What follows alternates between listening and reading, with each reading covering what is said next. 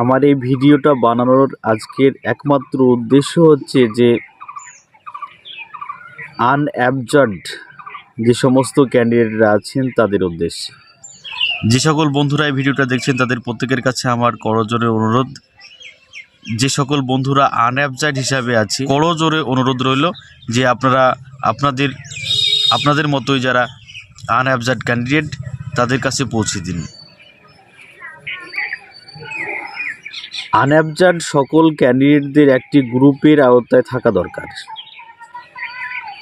কিসের জন্যে? যে সমস্ত ক্যান্ডিডেটরা চাকরি পেয়ে গেছে তারা তাদের মতো হয়ে লাইফটাকে সেটেল করবে, কিন্তু যারা এখনও চাকরি পায়নি তাদের কিন্তু হকের চাকরি, যে সিটটা কেটে রাখা হলো তাদের হকের চাকরি, এবার সেই জায়গাতে কোর্টে যাওয়া দরকার, কেসের মাধ্যমে হাঁটা দরকার। এবার আমরা যদি প্রত্যেকে আনঅবজার্ভড যারা তারা যদি এলোমেলোভাবে থাকি তাহলে কিন্তু কোনো আখেরে লাভ হবে না। সেই কারণে আমরা চাইছি যে আমরা যারা আনঅবজার্ভড আছি, মানে আমিও একজন আনঅবজার্ভড ক্যান্ডিডেট, সে কারণে বলছি যে আমরা একটা গ্রুপের আওতায় থাকি, তাহলে কি হবে যে আমরা যে কোনো কাজে এগোলে, যে কোনো কাজ করতে গেলে আমরা সফলতা পাব। 2 নম্বর কথা হচ্ছে যে 20-22 বাদ গেলে বাকি সিটের কি করা হবে?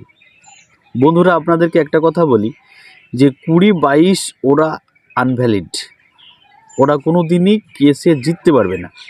এবার সেই জায়গায় দাঁড়িয়ে থেকে দেখেন যে তাদের জন্য সিট সংরক্ষণ করা হচ্ছে।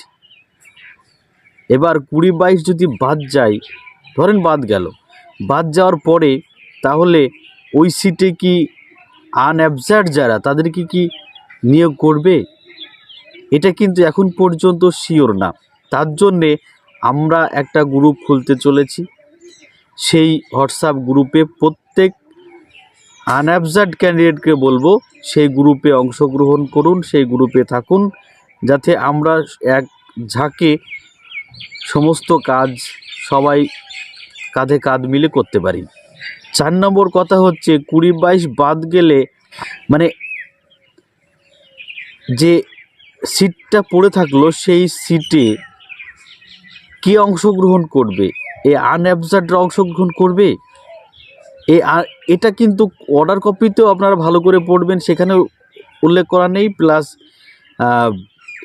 কোর্ট বোর্ড যে প্রেস বিজ্ঞপ্তি জারি করেছে যে নিয়োগের আগে গৌতম পাল, সেখানে কিন্তু কোথাও বলছে না যে যদি 20-22 হেরে যায় তাহলে এই বাকি সিটে আনঅবজার্ভড যারা তারাই নিয়োগ পাবে। এটা কিন্তু ক্লিয়ার করা নাই। এই ক্লিয়ারটুকু করে নেওয়ার জন্যে যে আপনার জন্যে কি এই সিটটা রাখা আছে, আর আপনি যদি এইবার না পান চাকরি আর জীবনে পাবেন না। সে কারণে বলছি যে কম্পিটিশনের যুগ বর্তমান, আপনারা এগিয়ে আসুন। 5 নম্বর বিষয় হচ্ছে 22 বাদ গেল, আনঅবজার্ভডদেরকে ওখানে নিয়োগ করলো না, তাহলে আপনি কি মেনে নেবেন? তাহলে আপনাকে এখন থেকে কী করতে হবে? কেসের আওতায় আপনাকে আসতে হবে সুপ্রিম কোর্টে, আপনার অধিকার আপনাকে বুঝে নিতে হবে।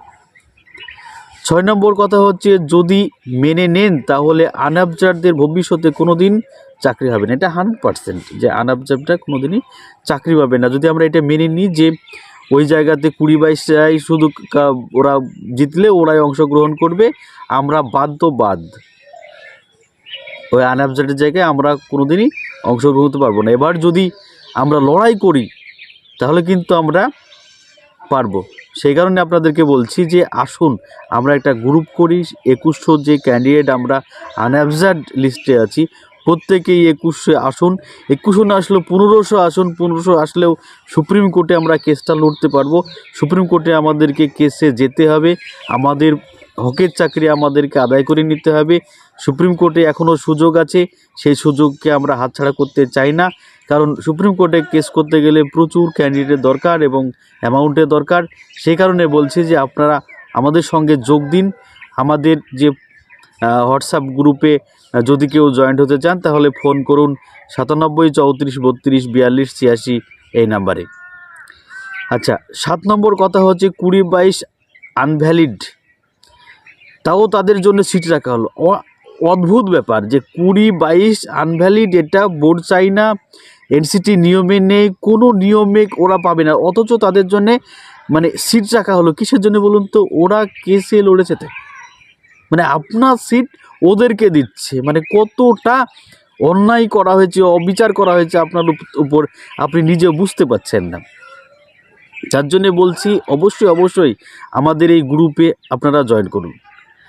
8 নম্বর বিষয় হচ্ছে, আপনারা প্রত্যেকে জানেন আমাদের রাজ্য সরকার অধিকাংশ কাজে ভুল করে, এই সিট কাটাটাও একটা ভুল। কিসের জন্য বলছি, যে পর্ষদ এইভাবে সিট কেটে রাখতে পারে না, এনসিটির গাইডলাইনে এরকম কোনো রুলস নেই, কারণ ওকে প্রমাণ করতে হবে যে এরা এই কারণে এদের সিটটা কেটে রাখা হলো। কারণ আপনি যে পাননি, আমরা যে 2100 ছেলে এখনও বঞ্চিত, আমাদের 2100 ছেলের সিটটা কেটে রাখা হলো কিসের ভিত্তিতে? এনসিটির কোনো গাইডলাইন্স নেই, এখানে 100% পর্ষদ হারবে, আপনাকে বলে রাখছি 100% পর্ষদ হারবে। তাহলে এই জায়গা থেকে দাঁড়িয়ে থেকে আপনি যদি একটা গ্রুপের মাধ্যমে না এসে আপনি যদি আলতো ফালতু গ্রুপের সঙ্গে চলে যান, ঠিক আছে, 23 জেলা ওরা তো চাকরি বাঁচানোর জন্য করবে, এবার আমাদেরকে কি করতে হবে? আমাদেরকে এই চাকরিটা পাওয়ার কথা ভাবতে হবে। 23 জেলা ওদের চাকরি বাঁচানোর জন্য ভাববে, আর আমাদেরকে কি করতে হবে? আমাদেরকে চাকরিটা পাওয়ার জন্য আমাদেরকে লড়াই করতে হবে। সে কারণে বলছি এটা 100% অন্যায় করেছে আমাদের উপরে, এই 2100 ছেলের উপরে 100% অন্যায় করেছে পর্ষদ। সে কারণে আপনাদেরকে বলছি যে আপনারা এগিয়ে আসুন, যাতে আমরা এই কেসটাতে জিততে পারি।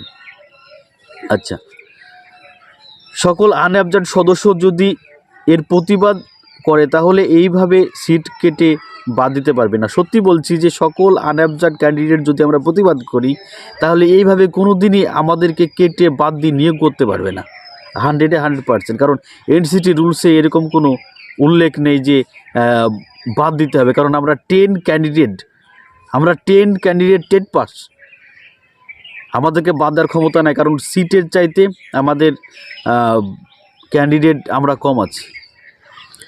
আপনারা এখনও অনেকে ভাবছেন যে 20-22 জিতলে হয়তো 20-22-এর সঙ্গে আনঅ্যাবজেন্টদের কন্টেস্ট হবে, একদম ভুল ধারণা।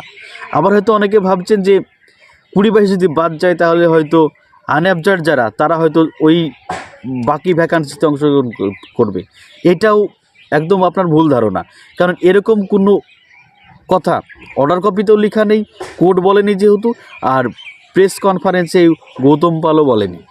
অতএব এই জায়গাতে দাঁড়িয়ে আপনার করণীয় হচ্ছে একটা গ্রুপ, সেই গ্রুপের মাধ্যমে আপনাকে একা তো পারবেন না, আপনিও একা পারবেন না, আমিও একা পারবো না। আমি বারবার করে বলছি আমিও আনঅ্যাবজেন্ট ক্যাটাগরির একজন ক্যান্ডিডেট। অতএব আসুন আমরা এগিয়ে আসি সবাই মিলে, আমরা সবাই সাধারণ ঘরের ছেলে, আমরা সাধারণ স্টুডেন্ট। আমাদেরকে সুপ্রিম কোর্টে যেতে গেলে আমাদেরকে করতে হবে, আমাদেরকে শক্তি বাড়াতে হবে, আমাদেরকে অর্থ বাড়াতে হবে।